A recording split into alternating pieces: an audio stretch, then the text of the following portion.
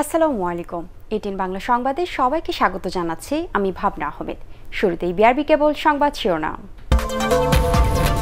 BNP রেলকে হত্যার চেষ্টা করলেও রক্ষা করেছে আওয়ামী লীগ। যমুনা নদীতে বঙ্গবন্ধু রেল সেতুর ভিত্তিপ্রস্তর স্থাপন প্রধানমন্ত্রীর।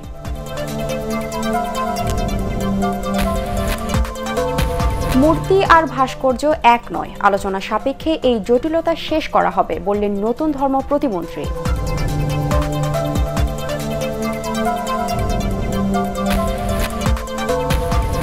আয়কর রিটার্ন জমা দেওয়ার সময় আর বাড়বে না জানালেন এনবিআর চেয়ারম্যান।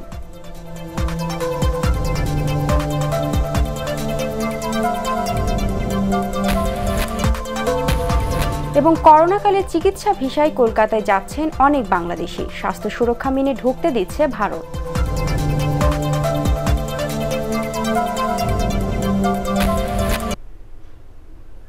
শুনছিলেন বিআরবি কেবল সংবাদ শিরোনাম। এবারে বিস্তারিত সংবাদ। যমুনা নদীর উপর টাঙ্গাইল সিরাজগঞ্জ সংযোগ স্থাপনকারী বঙ্গবন্ধু শেখ মুজিব রেলওয়ে সেতু নির্মাণ প্রকল্পের ভিত্তিপ্রস্তর স্থাপন করেছেন প্রধানমন্ত্রী শেখ হাসিনা। গণভবন থেকে ভিডিও কনফারেন্সে 4.8 কিলোমিটার দীর্ঘ এই সেতুর ভিত্তিপ্রস্তর স্থাপন করেন তিনি। এ সময় প্রধানমন্ত্রী বলেন, বিএনপি রেল সেবাকে গলা টিপে হত্যার চেষ্টা করলেও আওয়ামী লীগ সরকারে এসে তা রক্ষা করেছে। বিস্তারিত আপেল মাহমুদের রিপোর্টে। যমুনার উপর নির্মিত উত্তরবঙ্গের সাথে সারা দেশের যোগাযোগ আরো সহজ করতে যমুনা নদীতে এখনকার বঙ্গবন্ধু সেতুর 300 মিটার উচ্চানে নতুন রেল সেতু নির্মাণের উদ্যোগ নিয়েছে সরকার। জাপানের সহায়তায় ৯,৭৩৪ কোটি টাকা ব্যয়ে এ সেতুতে থাকবে ব্রডগেজ ও মিটার গেজ দুটি আলাদা লাইন। ২০২৪ সালের আগস্টের মধ্যে নির্মাণ কাজ শেষ হবে।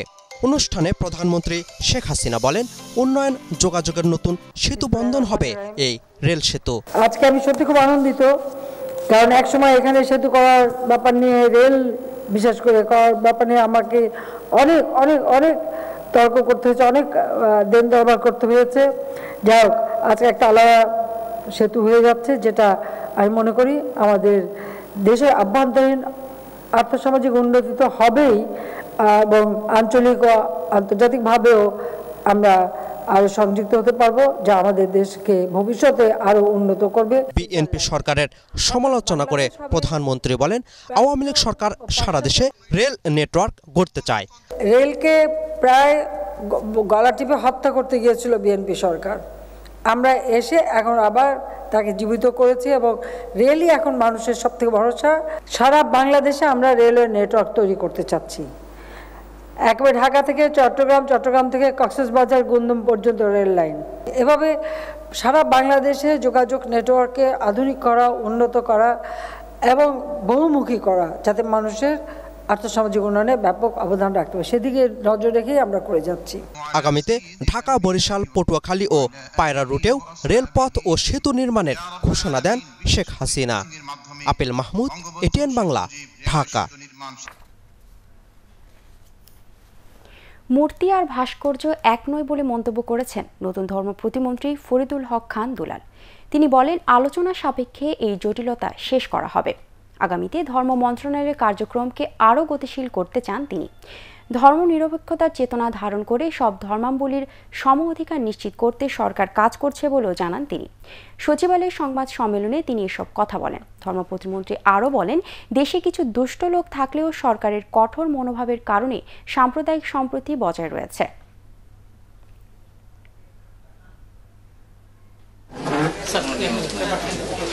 মূর্তি আর ভাস্কর্য কিন্তু এক নয়। আজকে পাকিস্তানে যান, আপনি ভারতে যান, সারা বিশ্বের যে কোনো রাষ্ট্রে যান না কেন, সব জায়গাতে ভাস্কর আছে।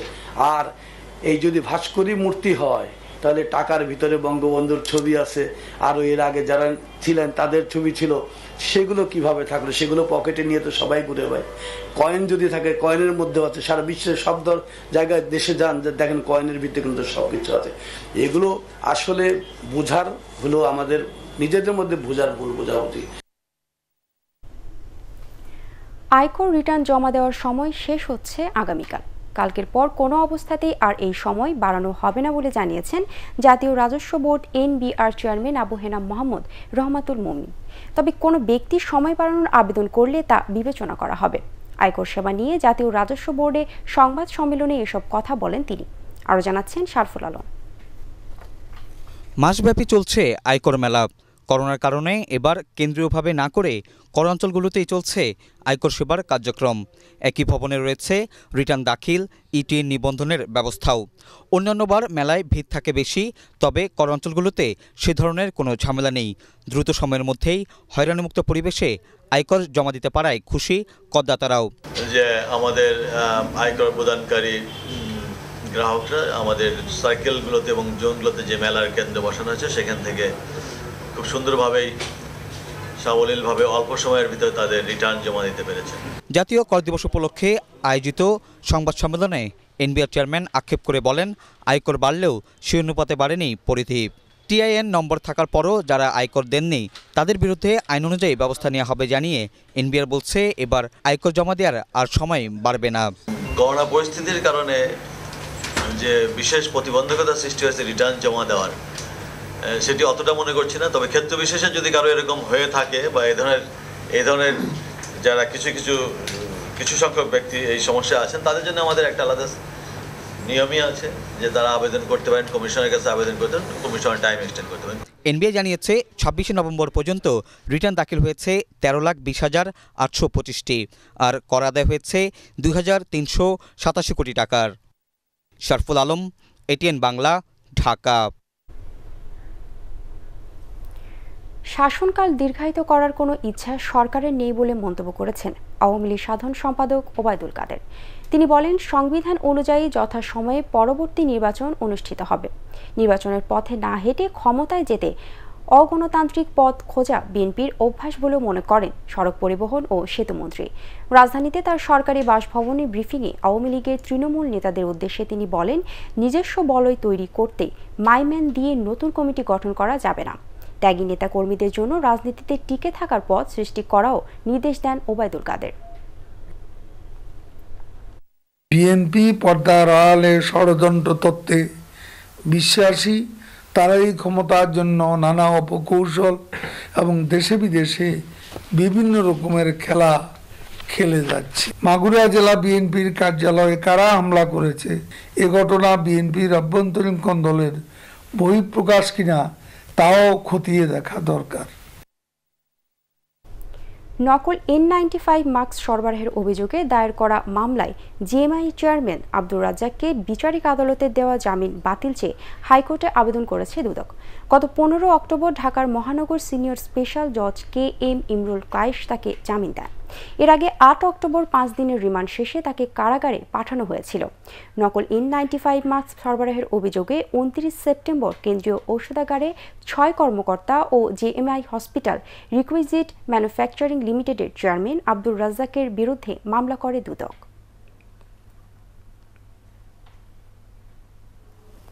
দ্বিতীয় দফা পৌরসভা নির্বাচনের তফসিল ঘোষণার বিষয়ে সিদ্ধান্ত হচ্ছে আজ। বিকেলে নির্বাচন কমিশনের সভায় এই নিয়ে সিদ্ধান্ত নেওয়া হবে। এছাড়া প্রগতিশীল গণতান্ত্রিক দল PDPর নিবন্ধন বাতিলের বিষয়টিও চূড়ান্ত হতে পারে। এটিও রাখা হয়েছে সভায় এজেন্ডায়। বিদেশে বসবাসরত বাংলাদেশি নাগরিকদের জাতীয় পরিচয়পত্র সেবা দিতে ফি নির্ধারণ করা সহ আরও বেশ কিছু বিষয়েও সিদ্ধান্ত হতে পারে কমিশন সভায়। প্রধান নির্বাচন কমিশনার KM নুরুল হুদার সভাপতিত্বে আগুরগাঁওয়ে নির্বাচন ভবনে বিকেল 3টায় কমিশন সভায় নির্বাচন কমিশনার ও সংশ্লিষ্ট কর্মকর্তারা বৈঠকে অংশ নেবেন।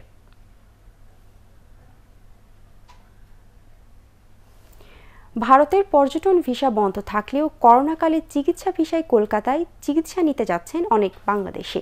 এদেশের রোগীদের সব ধরনের চিকিৎসা সেবা দিচ্ছে সেখানকার হাসপাতালগুলো। এমনকি বাংলাদেশ থেকে যাওয়া রোগীদের কোয়ারেন্টাইনও থাকতে হচ্ছে না।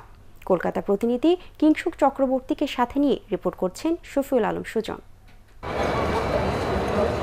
প্রতিদিনই বাংলাদেশিদের পদচারণা বাড়ছে কলকাতায়। করোনাকালে অনেক বাংলাদেশি চিকিৎসা নিতে কলকাতায় যাচ্ছেন। স্বাস্থ্য সুরক্ষা মেনে তাদের ভারতে ঢুকতে দিচ্ছে সংশ্লিষ্ট কর্তৃপক্ষ।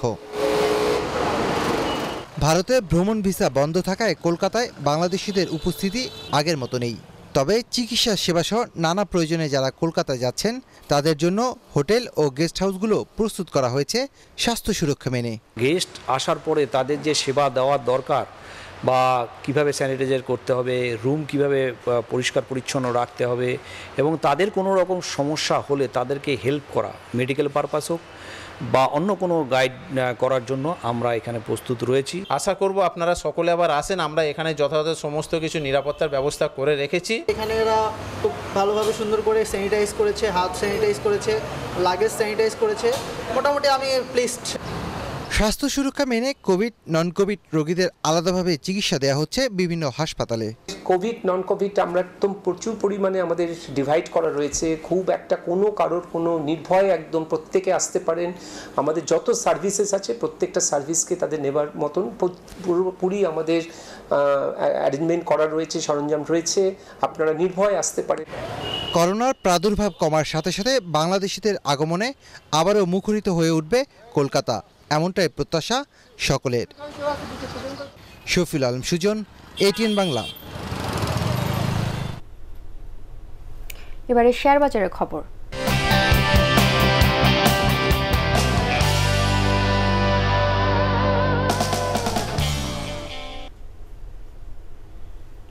ক্রিস্টাল ইন্স্যুরেন্স লিমিটেডের আইপিওতে 41.5 গুণেরও বেশি আবেদন জমা পড়েছে। এর মধ্যে যোগ্য বিনিয়োগকারীদের আবেদন পড়েছে প্রায় 10.5 গুণ। গত 10 থেকে 16 নভেম্বর পর্যন্ত কোম্পানিটির আইপিও আবেদন গ্রহণ করা হয়। 10 টাকা মূল্যে শেয়ার ছেড়ে পুঁজিবাজার থেকে 16 কোটি টাকা সংগ্রহ করবে কোম্পানিটি। এর বিপরীতে 667 কোটি 20 লাখ টাকার আবেদন জমা দিয়েছেন বিনিয়োগকারীরা। ন্যাশনাল লাইফ ইন্স্যুরেন্স, অগ্নি সিস্টেমস এবং এসকে ট্রিমস লিমিটেডের পরিচালনা পর্ষদের বোর্ড সভা আজ অনুষ্ঠিত হবে। বিকেল 3টায় ন্যাশনাল লাইফ ইন্স্যুরেন্স, 4টায় অগ্নি সিস্টেমস এবং 5টায় এসকে ট্রিমস লিমিটেডের সভা শুরু হবে। কোম্পানিগুলোর সভায় চলতি বছরে 30 সেপ্টেম্বর পর্যন্ত সমাপ্ত সময়ের অনিরীক্ষিত আর্থিক প্রতিবেদন পর্যালোচনার পর প্রকাশ করা হবে। এবারে আল আরাফা ইসলামী ব্যাংক অর্থ সংবাদ।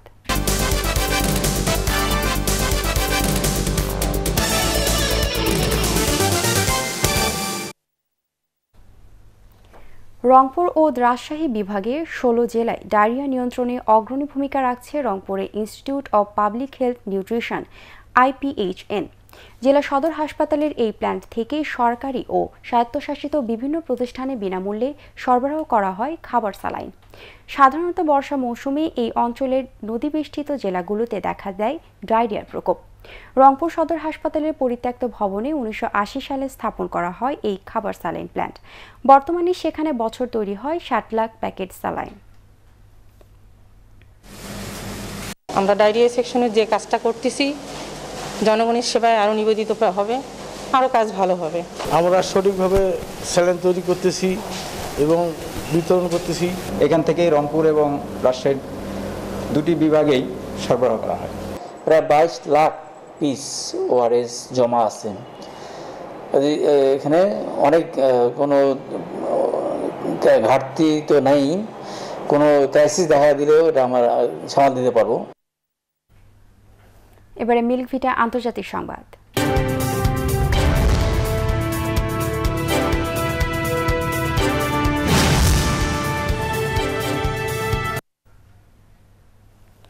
কৃষকদের বিক্ষোভের মুখেও নতুন কৃষি বিল প্রত্যাহার না করার ঘোষণা দিয়েছেন ভারতীয় প্রধানমন্ত্রী নরেন্দ্র মোদী।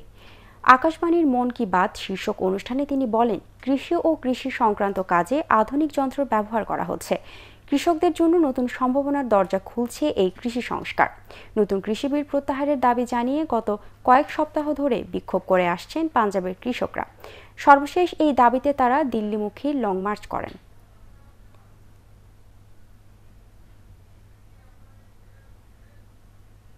এবারে সন্ধানী লাইফ ইন্স্যুরেন্স কোম্পানি লিমিটেড বাণিজ্য সংবাদ।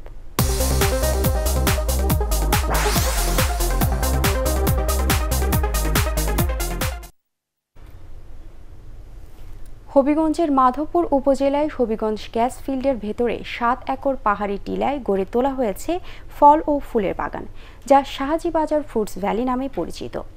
রঘুনন্দন পাহাড়ের পাদদেশে প্রতিষ্ঠিত এই বাগানে রয়েছে প্রায় 200 প্রজাতির দেশি বিদেশি ফল, ফুল ও ঔষধি গাছ।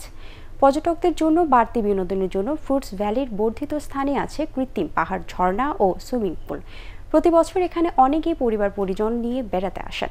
অন্যান্য ও প্রোটস ভ্যালি স্থাপনের জন্য প্রতিষ্ঠাতা এটিএম নাসিমুজ্জামান 2012 সালে বঙ্গবন্ধু জাতীয় কৃষি পদক পান।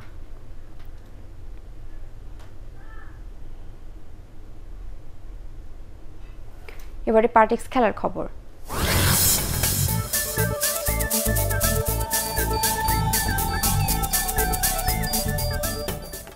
আগামীতে পেসাপালো খেলায় বাংলাদেশ যাতে চ্যাম্পিয়নশিপ ট্রফি নিয়ে আসতে পারে সেজন্য ভালো কোচ দিয়ে খেলোয়াড়দের প্রশিক্ষণ দেওয়ার আহ্বান জানিয়েছেন এটিএন বাংলার চেয়ারম্যান ডক্টর মাহফুজুর রহমান। শনিবার এটিএন বাংলার সম্মেলন কক্ষে পেসাপালোর ওয়েবসাইটের উদ্বোধনী অনুষ্ঠানে তিনি আহ্বান জানান। এ সময় ওয়ালটনের নির্বাহী পরিচালক ও পেসাপালো অ্যাসোসিয়েশনের সভাপতি ইকবাল বিন আনোয়ার ডন জানান, এই ওয়েবসাইটের মাধ্যমে সারা বিশ্বে জানতে পারবে খেলার সর্বশেষ তথ্য। রিপোর্ট করছেন শারমিন রিহা। পেসাপালোতে এশিয়ান চ্যাম্পিয়নশিপে রানার্স আপ হয়েছিল বাংলাদেশ। এখন থেকে এই খেলার বিস্তারিত জানা যাবে ওয়েবসাইটে। এটিএন বাংলা কার্যালয়ে আনুষ্ঠানিকভাবে পেসাপালো ওয়েবসাইটের উদ্বোধন করা হয়। অনুষ্ঠানে পেসাপালো অ্যাসোসিয়েশনের সভাপতি ও ওয়ালটনের নির্বাহী পরিচালক এস.এম. ইকবাল বিন আনোয়ার ডন জানান, পেসাপালো নারী চ্যাম্পিয়নশিপে এবার 8টি দল অংশ নিচ্ছে। এ সময় এটিএন বাংলার বার্তা বিভাগের উপদেষ্টা ও ডিবেট ফর ডেমোক্রেসির চেয়ারম্যান হাসান আহমেদ চৌধুরী কিরণ উপস্থিত ছিলেন। আমরা পেসাপালো অ্যাসোসিয়েশনের অফিসিয়াল পার্টনার হিসেবে কাজ করছি, যে প্রত্যেকটা টুর্নামেন্টেরই স্পন্সর হিসেবে আমরা থাকবো ইনশাল্লাহ। আর এটিএন বাংলা আমাদের সঙ্গে এটিএন নিউজ সবসময় আছেন এবং আমরা চাই যে এই খেলাটাকে গ্রামে গঞ্জেও ছড়িয়ে দেওয়ার জন্য এশিয়ান চ্যাম্পিয়নশিপ যেটা আছে মার্চে, এশিয়ান চ্যাম্পিয়নশিপ ইনশাল্লাহ আমরা পার্টিসিপেট করব। যদি আমরা যেতে পারি ইনশাল্লাহ আমরা আমাদের শক্তিমত্তা ওখানে যাচাই করবো ইনশাল্লাহ। আমাদের এই পেসাপালো খেলা এগিয়ে যাবে এবং এটি অবশ্যই একদিন বাংলাদেশের এই লাল সবুজের পতাকাকে সারা বিশ্বের বুকে তুলে ধরবে এবং সেদিন বেশি দূর নয়, আমরা যেভাবে ফিনল্যান্ডকে হারিয়েছি, পৃথিবীর অন্যান্য দেশকে হারিয়েছি, ভবিষ্যতে আমরা বিশ্বের আরও শক্তিশালী যে খেলার দেশগুলো রয়েছে সেগুলিকে হারিয়ে আমরা চ্যাম্পিয়নশিপ গৌরব অর্জন করব। এই খেলা নিয়ে আশাবাদ ব্যক্ত করে পেসাপালো অ্যাসোসিয়েশনের প্রধান উপদেষ্টা ও ATN Bangla chairman doctor Mahfuzur Rahman বলেন, সারা বিশ্বে এই খেলার প্রচার ছড়িয়ে দিতে সবসময় পাশে থাকবে এটিএন বাংলা ও এটিএন নিউজ। আন্তর্জাতিক টুর্নামেন্টের ট্রফি দেশে আনতে খেলোয়াড়দের সর্বোচ্চ প্রশিক্ষণের প্রয়োজনীয়তাও তুলে ধরেন তিনি। অল্প কয়েকদিনের ট্রেনিংয়ে যদি আমরা রানার্স আপ কাপ নিয়ে আসতে পারি, আমরা যদি এখন থেকে যদি ট্রেন আপ করি তাদেরকে, প্লেয়ারদেরকে, আমার মনে হয় আমরা অবশ্যই ওয়ার্ল্ড কাপ জিতে আসতে পারবো। পৃথিবীর অনেক দেশই এর সঙ্গে জড়িত খেলার সঙ্গে। বাংলাদেশ যদি এই খেলাতে যদি চ্যাম্পিয়ন হতে পারি, ওয়ার্ল্ড কাপ জিতে আসতে পারি, তাহলে এতগুলি দেশ কিন্তু বাংলাদেশকে চিনবে, বাংলাদেশের পতাকাকে চিনবে তখন তারা। তো এটা কিন্তু আমাদের জন্য আরেকটি গর্বের বিষয় হয়ে দাঁড়াবে। যেভাবেই হোক আমাদেরকে এই পেসাপালোর ওয়ার্ল্ড কাপ আনতে হবে বাংলাদেশে। পেসাপালোর মাধ্যমে বাংলাদেশকে বিশ্ব নতুন করে চিনবে বলেও আশা প্রকাশ করেন এটিএন বাংলা ও এটিএন নিউজের চেয়ারম্যান। তাহলে এতগুলি দেশ কিন্তু বাংলাদেশকে চিনবে। শারমিন রিহা, এটিএন বাংলা, ঢাকা। দর্শক, পরবর্তী সংবাদ দেখার আমন্ত্রণ জানিয়ে এখনকার মতো শেষ করছি। করোনা ভাইরাস থেকে নিজেকে সুরক্ষিত রাখতে মাস্ক পরুন এবং বারবার হাত পরিষ্কার করুন। এছাড়া এটিএন বাংলা সংবাদ ইউটিউবে দেখতে ব্রাউজ করুন youtube/ATN বাংলা নিউজ। ধন্যবাদ সবাইকে।